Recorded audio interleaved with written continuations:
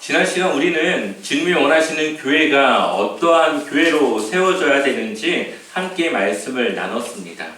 두 가지로 나눴는데요. 첫 번째는 말씀으로 제자를 세우는 교회가 되어줘야 되고, 두 번째로 주님이 원하시는 교회는 말씀이 현실이 되는, 말씀으로 통치되어지는 그러한 교회가 되어줘야 함을 말씀을 드렸습니다. 뿐만 아니라 교회의 기초, 교회가 세워지기 위해서는 사람들이 모이는 것이 중요한 것이 아니라 그 사람들이 하나님께 드리는 신앙의 고백에 있다고 말씀드렸습니다. 주는 그리스도시요 살아계신 하나님의 아들이십니다 라는 이 신앙의 고백을 드리는 사람들이 모였을 때에 그때 그곳이 교회가 될 수 있는 것이죠. 오늘은 주님이 원하시는 교회 공동체는 무엇인지 간단히 좀 나누어 보고자 합니다. 우선 교회는 어떠한 곳일까요? 교회라는 말을 다른 말로 하면 성전이라고 이야기를 합니다. 성전이라고 하는 말에는 거룩한 장소라고 하는 뜻을 가지고 있습니다. 그렇다면 거룩하다고 하는 말은 어떠한 의미입니까? 구별했다라고 하는 뜻을 가지고 있죠. 그러니 교회는 거룩한 장소, 성전으로서 구별된 장소입니다. 그럼 그 구별되어지는 세상과 교회가 구별되어지는 핵심은 어디에 있을까요? 바로 누구의 통치를 받느냐입니다. 이 교회는 하나님의 말씀으로 운영되어지고 하나님의 말씀을 따라 세워져 가는 곳이죠. 그러니 세상의 방법과 세상에 하는 그러한 생각들과는 다르게 운영이 되어집니다. 세상에 영향을 받는 것이 아니라 주님의 말씀으로 세상에 영향을 끼치는 곳이 바로 교회여야 되고 성전이어야 되는 것이죠. 다시 말씀드리며 하나님의 통치를 받는 곳을 교회라고 말씀드릴 수 있고, 그 하나님이 아닌 마귀가 통치하는 곳을 세상이라고 볼 수가 있습니다. 그러니 이 교회는 크게 보면 세상 속에 있지만 세상에 속하지 않은 하나님의 거룩한 성전이 되었을 때, 하나님의 말씀이 살아 그 교회 안에서 역사할 때에 그곳이 교회, 곧 성전이 될 수 있는 것이죠. 그러니 교회는 세상과 달라야 됩니다. 그렇다면 세상은 교회 공동체와 어떻게 달라야 될까요? 오늘 많은 부분들이 있지만 그 한 부분을 예수님께서 우리에게 말씀하고 있습니다. 마태복음 17장 1절을 같이 읽어보겠습니다. 마태복음 17장 1절 함께 읽어보겠습니다. 엿새 후에 예수께서 베드로와 야고보와 그 형제 요한을 데리시고 따로 높은 산에 올라가셨더니, 아멘. 이 마태복음 17장을 보면 변화산 사건이 나옵니다. 모든 제자들이 다 같이 산에 올라간 것이 아니라 베드로와 또 야고보, 그의 형제 요한 이 세 명만을 데리고 예수님이 따로 산에 올라가신 것이죠. 다른 제자들의 마음은 어떤 마음이 될까요? 혹시 저 세 명만을 예수님이 챙기시나? 특별하게 생각하시나? 나는 저들보다 예수님에게 좀 더 인정을 받지 못하는 그러한 제자인가? 라는 생각을 하게 되겠죠. 그러니 이 세 명의 제자들과 예수님이 돌아오자 제자들이 예수님께 묻습니다. 1절을 보면 그때 제자들이 예수께 나와 이르되 천국에서는 누가 크니까? 예수님의 제자들이 천국에 대한 개념은 갖고 있었습니다. 그런데 그 천국이 어떠한 곳인지는 정확하게 몰랐던 것이죠. 그리고 그들이 가지고 있는 천국에 대한 개념은 세상과 구별되지 않은 개념이었습니다. 세상에서 큰 자들이 천국에서도 동일하게 그러한 큰 자입니까? 라는 것을 묻는 것이죠.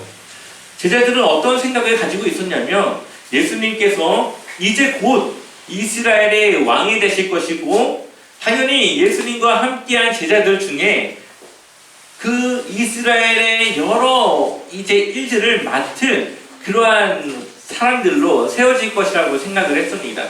그러니 예수님이 왕이 되었을 때에 예수님 옆자리에, 예수님과 가장 가까운 자리에 누가 앉을 것인지 그것을 그들이 궁금해했고, 예수님의 옆에 앉는 자들이 바로 큰 자라고 생각을 했던 것이죠.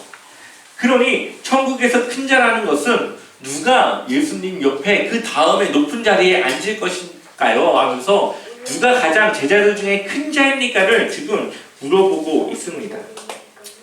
그런데 지금 이러한 질문들은 예수님의 제자들뿐만 아니라 교회 안에서도 많은 사람들이 관심을 갖고 있는 부분입니다. 교회 안에서 조금 더 높은 지위를 갖고 싶어 하고 많은 권한과 권위를 갖고 싶어 합니다. 그것이 어떻게 나눠집니까? 결국은 교회 안에 직분으로 나눠지게 되는 것이죠. 많은 분들이 교회의 직분의 최종 목적지를 장로로 생각을 합니다. 왜냐하면 장로가 되면 교회 안에 여러 가지 권력과 자신들의 권한을 행사할 수 있기 때문이죠. 그렇다면 교회 안에서 누가 가장 높습니까? 담임 목사일까요? 장로일까요? 한번 우리는 이 부분에 대해서 예수님은 무엇이라고 말씀하시는지를 봐야 할 것입니다. 우리 한번 마태복음 18장 3절 말씀을 같이 읽어보겠습니다. 함께 읽겠습니다. 이르시되 진실로 너희에게 이르노니 너희가 돌이켜 어린아이들과 같이 있지 아니하면 결단코 천국에 들어가지 못하리라. 아멘. 예수님께서 한 어린아이를 데리고 와서 말씀하십니다. 이 어린아이가 같은 자가 바로 큰 자다. 천국에 들어가려면 이 어린아이와 같아야 된다. 그리고 이어서 4절을 보니까 그러므로 누구든지 이 어린아이와 같이 자기를 낮추는 사람이 천국에서 큰 자니라. 아멘. 제자들의 생각과 세상의 개념을 완전히 뒤집어 놓고 있습니다. 천국에서의 큰 자는 능력이 많고 돈이 많고 신앙을 오래 한 자가 아니라 이 어린 아이와 같이 작은 자, 연약한 자, 소외된 자들이 바로 큰 자라고 말씀하고 있는 것이죠. 이때 당시 어린아이들은 인권이라는 것이 없었습니다. 그러니 사람의 명수를 세는데 아이들은 빠졌겠죠. 이때 당시 아이들은 천한 존재, 소외받은 존재, 존재감을 인정받지 못하는 그러한 아이들이었습니다. 그런데 지금 제자들에게 그러한 어린아이가 같지 아니하면 너희는 절대 큰 자가 될 수 없다라고 말씀하고 있는 것이죠. 마태복음 19장 13절에도 보게 되면은 그때 사람들이 예수께서 안수하고 기도해 주심을 바라고 어린아이들을 데리고 오매 제자들이 꾸짖거늘. 제자들이 이 어린아이를 데리고 오는 그 아버지, 그 부모들을 꾸짖고 그 아이들이 예수님 곁으로 오지 못하게 막고 있습니다.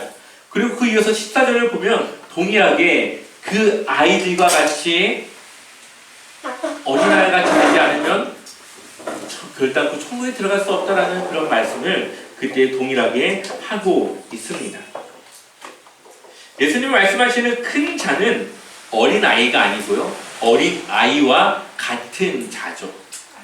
세상에서 소외받고 힘이 없고 약한 존재, 누구의 섬김도 사랑도 받을 수 없는 존재, 그러한 자들이 바로 큰 자라는 겁니다. 다시 말하면 우리는 그러한 자들을 큰 자로 생각하고 우리는 그들을 섬겨야 한다는 것이죠. 다시 한번 4절 말씀을 읽어볼까요? 함께 읽어보겠습니다. 그러므로 누구든지 이 어린아이와 같이 자기를 낮추는 사람이 천국에서 큰 자니라. 아멘. 자기를 낮추는 사람, 스스로를 겸손하게 생각하고 상대방을 섬길 수 있는 그러한 사람. 내가 높다 생각하면 왜 저 사람이 나에게 섬겨주지 않지? 왜 내가 이것을 원하는 이것을 해주지 않지라는 생각을 하지만 나 스스로를 낮추고 겸손하게 생각하면 내가 저 사람을 섬겨야지. 저 일은 내가 해야 될 일이야. 언제나 내 마음 가운데 상대방을 섬기고 교회 안에서 어떠한 일이 있더라도 그것은 내가 해야 될 일로 생각하게 되는 것이죠. 그러니 그렇게 섬기는 자들이 모이는 교회에 서로를 겸손하게 생각하며 나 자신을 낮추는 그러한 성도들이 모인 교회가 어떠한 분란이 있겠습니까? 무슨 마찰이 있겠습니까? 무슨 문제가 생기겠습니까? 서로를 대하는 그 문제에서 누구를 실족시킬 수 있겠습니까? 서로를 높다 생각하고 섬기는데 거기서 어떠한 문제가 나오겠습니까?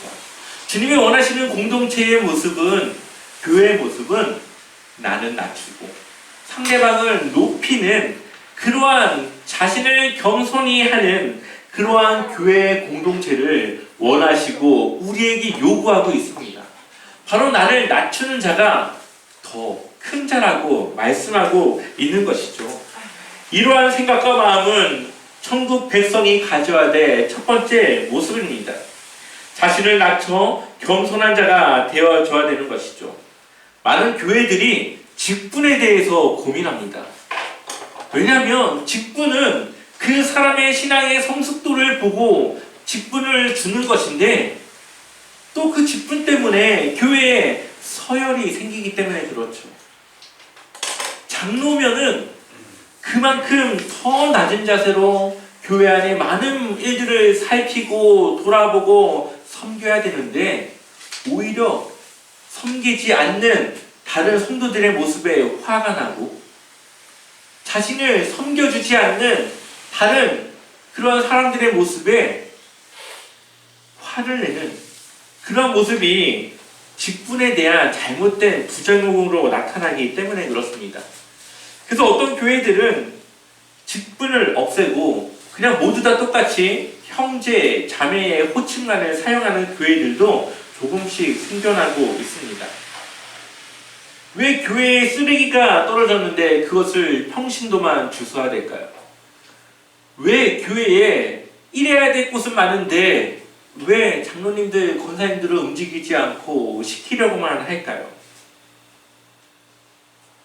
헌신하고 일하는 그러한 사람들을 인정해주지 않고 그것을 당연하게 생각하는 그러한 여러 교회 안의 부정한 모습들이 직분에 대한 그런 부작용과 부정한 생각들을 가지게 된다는 것이죠. 예전에 부교육자로 사역을 할 때에 한 담임 목사님은 식당에 가면 꼭 그 식당 그 신발을 벗고 들어가는 그 장소에 신발들을 다 똑바로 돌려놓는 목사님이 계셨습니다. 그 목사님이 작은 교회 목사님도 아니었어요.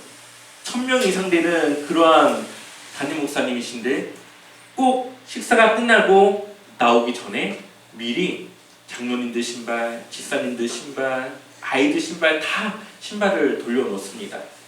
처음에는 사람들이 그냥 돌려져 있으니까 직원들이 그걸 돌린 줄 알고 신고 나갑니다. 근데 또 얼마 후에 또 그러한 자리를 하고 나서 또 신발이 돌려져 있는 것을 보게 됩니다. 그리고 나서 또 신발을 누가 돌리는지를 보기 위해서 보았더니 그 담임 목사님이 성도님들 신발 하나를 다 돌리고 있었던 것이죠. 그리고 나서는 또 그러한 식당에 가고 나서 그 담임 목사님이 일어나는지 안 일어나는지를 보고 있다가 장로님들이 돌아가면서 신발을 돌리기 시작했습니다. 그 담임 목사님이 신발을 돌렸다고 해서 누구도 그 담임 목사님이 나보다 낮은 자에 있다라고 생각하지 않습니다. 오히려 그러한 모습을 보고 배우고 그분을 더 높이게 되는 것이죠. 교회 공동체는 높다고 생각하는 자들이 먼저 섬기고 먼저 일할 때에 건강해지는 것입니다. 교회 질서는 그 질서를 잡으려고 잡는 것이 아니라 이러한 섬김을 통해서 질서가 잡히는 것이고 유지가 되는 것이죠. 예수님의 섬김이 그렇지 않았습니까? 요한복음 13장을 보게 되면은 예수님께서 제자들의 발을 씻기십니다. 그때 당시 발을 씻기는 것이 문제가 아니라 씻기는 일을 하는 그때 당시에 이 임무는, 그 일은 종들이 하는 일이었습니다. 내가 당신을 섬깁니다. 내가 당신의 발을 씻음으로 내가 당신을 섬기는 당신의 종입니다 라는 의미가 그 안에 있는 것인데, 예수님은 그 의미를 깨뜨려 제자들의 발을 씻깁니다. 제자들이 얼마나 당황했을까요? 그러나 예수님은 그 한 사람 한 사람의 발을 낮은 자의 모습으로, 그들을 섬김으로 발을 씻깁니다. 왜 그랬을까요? 바로 가장 낮은 자의 모습으로 그들을 섬김으로, 섬김이 무엇인지, 사랑이 무엇인지를 가르쳐 주는 것이죠. 그리고 요한복음 13장 34절을 보니까 새 계명, 새로운 계명을 너희에게 주노니 서로 사랑하라. 내가 너희를 사랑한 것 같이 너희도 서로 사랑하라. 이어서 35절 같이 읽어볼까요? 함께 읽겠습니다. 너희가 서로 사랑하면 이로써 모든 사람이 너희가 제 자녀인 줄 알리라. 아멘. 우리가 그렇게 섬길 때, 예수님과 같이 상대방의 발을 씻어 줄 수 있을 정도로 내가 낮아짐의 모습에서 상대방을 섬겨줄 때에 예수님은 저 사람은 정말 주님을 제대로 믿는 사람이야, 이것을 알게 된다는 거죠.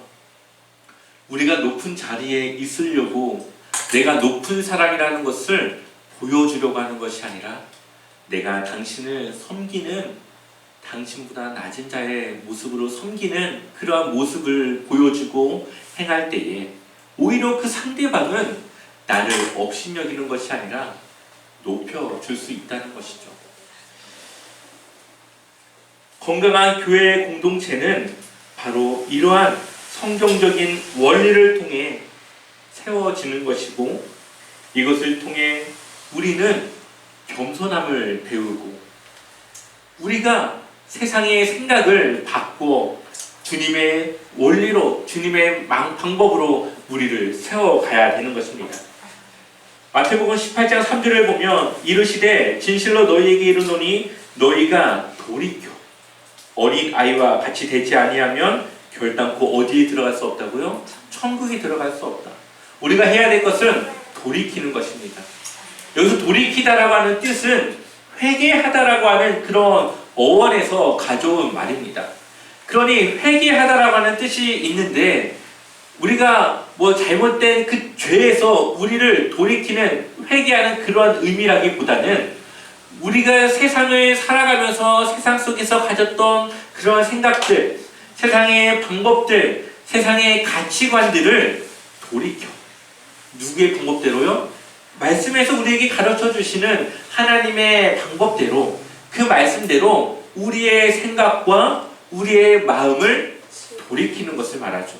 그것을 돌이켜 우리가 어떻게 돼야 된다고요? 어린 아이와 같이. 우리는 낮은 자, 나는 낮은 자, 겸손한 자, 주님 앞에서 내가 어떠한 존재인지를 내가 인식하고 깨닫는 그러한 모습으로 우리를 돌이켜야만 천국에 들어갈 수 있다라고 말하고 있습니다. 지금 예수님이 이 말씀을 하시는 것은 세상 사람들에게 말하는 것이 아니라 교회 안에 주님의 제자라고, 주님의 자녀라고 생각하고 있는 그러한 성도들에게 하는 말씀입니다. 지금 이 말씀을 전하는 대상은 제자들이죠. 제자들은 이미 주님의 제자로서 구원받은 자들이죠. 구원받았다면 이제는 너는 겸손히 낮아져야 된다는 것을 말씀하고 있는 것이고, 바로 그것이 우리에게도 동일하게 지금 적용되어지고 말씀하고 있는 것입니다. 그러니 우리는 주님의 이 말씀을 통하여서 우리를 낮추어 주님의 그 겸손함을 통해서 이 교회를 세워가야 되는 것이죠. 교회가 성전이 되어지고 하나님의 나라로 건강하게 세워지기 위해서는 세상에서 가졌던 모든 것을 버리고 주님의 말씀으로 우리의 마음과 우리의 기준을 새롭게 해야 되는 것입니다. 이것이 우리가 회개하는 것이고 우리가 우리의 마음을 돌이키는 것이죠. 그래서 로마서 12장 2절에서는 너희는 이 세대를 본받지 말고 오직 마음을 새롭게 함을 받아 우리가 새롭게 한다는 것은 바로 여기서 동일하게 돌이킨다는 것과 같겠죠. 그래서 우리가 하나님의 선하시고 기뻐하시고 온전하신 뜻이 무엇인지를 분별하도록 하라. 아멘. 우리의 마음이 돌이킬 때에 우리의 생각과 마음이 하나님의 그 말씀에 따라 변화되어졌을 때에 우리는 하나님의 뜻, 하나님의 온전하심, 또 우리가 어떻게 하나님을 기쁘시게 할 수 있는가를 우리는 그때서야 알 수 있게 되는 것이죠. 이것이 바로 하나님의 통치를 받는 그리스도인의 삶입니다. 그러한 그리스도인들이 함께 모였을 때에 우리는 건강한 신앙 공동체, 주님이 원하시는 건강한 교회를 세워나갈 수가 있는 것이죠. 뿐만 아니라 예수님께서는 우리에게 또한 경고하고 있습니다. 우리 한번 18장 6절의 말씀 같이 읽어보겠습니다. 함께 읽겠습니다. 누구든지 나를 믿는 이 작은 자 중 하나를 실족하게 하면 차라리 연자 맷돌이 그 목에 달려서 깊은 바다에 빠뜨려지는 것이 나으니라. 아멘. 앞서 어린아이와 같은 자를 지금 6절에서는 믿는, 그러니까 교회 안에 있는 믿는 성도들 중에 이 작은 자라고 말하고 있습니다. 그러니 예수님은 처음부터 지금 소자, 약자, 작은 자, 소외받는 자, 이러한 사람들에 대해서 말씀하고 있는 것이죠. 교회가 세상과 같이 사람을 구별해낸다면 어떻게 될까요? 세상에 천대받고 세상에서 약자로 살아가는 이들을 교회에서도 똑같이 그들을 약자로 편애하고 구별하여 대한다면 교회는 성전으로서 구별된 하나님의 교회로서 그 기능을 잃어버리는 것이겠죠. 이러한 자들이 만약 우리의 그 행동으로 실족하게 된다면 어떻게 하라고요? 차라리 연자맷돌은 굉장히 큰 그런 맷돌인데 그것을 목에 매달고 바다에 빠뜨려 그냥 스스로 목숨을 끊는 것이 낫다라고 말하고 있습니다. 이것은 실제로 그렇게 하라는 것이 아니라 그만큼 책임이 크다라는 것을 말하고 있죠. 우리가 교회에 새 신자가 왔습니다. 그런데 냄새도 좀 나고 옷도 허름하고 말투도 어눌하고 그럼 우리 마음에 어떤 마음이 듭니까? 조금 꺼려지겠죠. 근데 예수님 뭐라고 말합니까? 이 자가 너보다 큰 자고 너는 그 자의 작은 자로서 섬겨야 된다. 만약에 너의 그 섬김이 부족하여 그 자가 실족하면 그 책임과 그것은 바로 그 실족을 준 사람에게 책임을 묻겠다라고 말씀하고 있죠. 물론 실족할 수 있지만 상대방을 실족시킬 수 있지만 그렇다고 너의 책임을 피할 수는 없다라고 성경은 오늘 우리에게 말하고 있습니다. 건강한 공동체를 세우는 교회는 주님의 마음으로 주님이 그 작은 자들을 향해 주신 그 사랑으로 대할 수 있어야 되는 것이죠. 세상의 방법으로 그들을 구별하여서 우리가 대한다면 우리는 주님의 마음을 잃어버린 것이고 교회의 구별된 모습을 잃어버린 것입니다. 그래서 교회는 사랑을 잃어버려서는 안 되는 것이고 그 사랑을 잃어버릴 때에 공동체는 무너지고 생명력을 잃어버린 시체와 같은 교회가 될 수밖에 없습니다. 나보다 상대방을 높여야 되고 그 상대방이 누구든지 간에 우리는 서로를 높이고 나를 낮출 수 있어야 됩니다. 주님의 말씀에 순종하면 하나님이 그 일을 책임져 주십니다. 그것은 하나님께서 우리에게 약속하고 있는 것이죠. 요셉이 형제들을 사랑하여서 그들을 용서했을 때에 그의 용서 때문에 이스라엘이 세워질 수 있었습니다. 다윗이 사울을 하나님의 기름받은 종이라는 것을 인정하여서 끝까지 그를 하나님의 기름받은 종으로 인정했을 때에 하나님께서는 이 다윗을 대신해서 사울을 심판하시죠.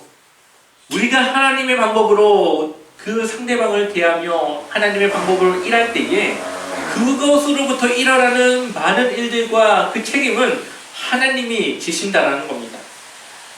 우리가 겸손히 상대방을 섬길 때에 우리는 낮아지는 것이 아니라 오히려 높아지는 것이죠.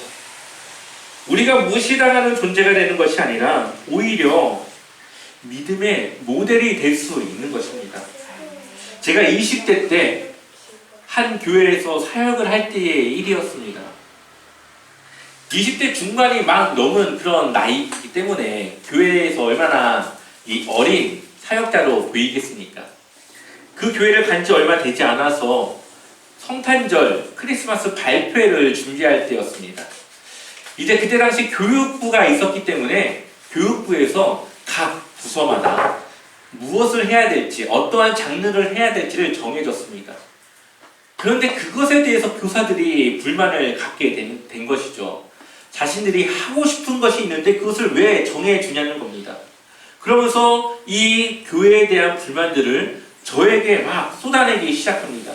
10명이 넘는 그러한 교사들이 저에게 이해가 되지 않는다면서 불만을 쏟아내기 시작하는데 그 중에 2명의 교사가 조금 심하게 저를 좀 대했습니다. 욕은 하지 않았지만 약간 좀 모욕적인 말들과 함께 굉장히 그 언성을 높이면서 이야기를 했습니다. 아무리 어리지만 사역자이기 때문에 제 마음속에 어떠한 생각이 들었을까요? 기분이 나빴겠죠. 화가 나겠죠. 이때 내가 어떻게 해야 되나를 고민을 했습니다. 하지만 리더로서 그 사람들을 포용해야 될 거라는 생각이 들었고, 주님이 당했던 그 모욕에 비하면 이것은 아무것도 아니라는 생각을 하게 됐습니다. 그리고 어쨌든 그 상황을 잘 마무리하고 그 회의를 마치고 나왔습니다. 그리고서 들은 생각이, 이제 온 지도 얼마 안 됐는데 벌써부터 이렇게 사람들에게 무시를 당하고 있네 라는 생각을 하게 되면서 이 부서를 내가 어떻게 이끌고 가지? 이 교사들이 나를 어떻게 따라오지? 라는 생각을 하게 됐습니다. 그리고 나서 이틀이 지났는데 저에게 약간 모욕을 줬던 이 2명의 교사들 중에 한 사람이 전화를 건 겁니다. 마음에 또 두근두근거리는 마음과 함께 이거를 받아야 되나 말아야 되나 생각이 들면서 전화를 받았습니다. 그랬더니 그 교사가 전사님, 제가 너무 죄송해요.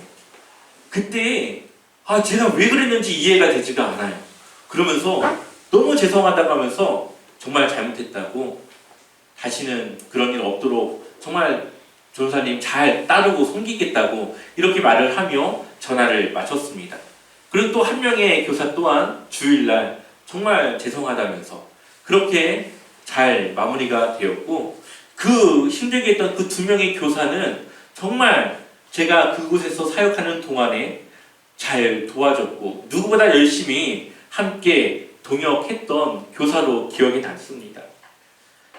만약 제가 거기서 화를 내고 교사들을 다그쳤다면 어떻게 됐을까요? 아마 교사들의 불만은 더 커졌고 교사들은 아마 저에 대한 적대감을 가지고 있었을 겁니다. 근데 그것을 주님이 주신 방법과 생각으로 해결했더니 오히려 나를 무시하는 것이 아니라 오히려 존경하고 섬겼다라는 것이죠.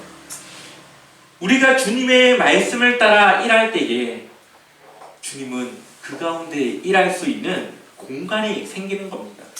내 생각으로 일하면 하나님이 들어갈 공간이 없죠. 내 생각대로 했는데. 하지만 하나님의 말씀대로 우리가 일할 때에 하나님이 그래 너가 내 말씀에 순종하는구나, 그 공간을 들어와 우리를 위해 일하실 수 있는 것입니다. 마태복음 23장 11절을 보니까 너희 중에 큰 자는 너희를 섬기는 자가 되어야 하리라. 그런데 이 12절을 보니까 누구든지 자기를 높이는 자는 낮아지고 누구든지 자기를 낮추는 자는 높아지리라. 아멘. 주님의 방법은 세상과 다릅니다. 주님의 방법은 나를 낮출 때에 그를 높이십니다. 예수님은 말로만 섬기라 명령하는 것이 아니라 예수님 자신이 섬기시기 위해 이 땅에 오셨고 그렇게 섬겼습니다. 우리 한번 빌립보서 2장 8절 말씀 읽어볼까요? 함께 읽어보겠습니다. 사람의 모양으로 나타나사 자기를 낮추시고 죽기까지 복종하셨으니 곧 십자가에 죽으셨습니다. 아멘. 예수님은 하나님이시죠. 근데 하나님이신 예수님께서 자신의 그 하나님이라고 하는 그 지위를 버리시고 사람의 모습으로 이 땅 가운데 오셔서 십자가에서 죽으셨습니다. 사람으로 오셔서 사람의 모습으로 살아가는 것뿐만 아니라 하나님이신 예수님께서 사람들의 손에 죽으셨습니다. 그것보다 더 낮음이 어디 있을까요? 그것보다 더 자신을 낮추는 일이 어디 있을까요?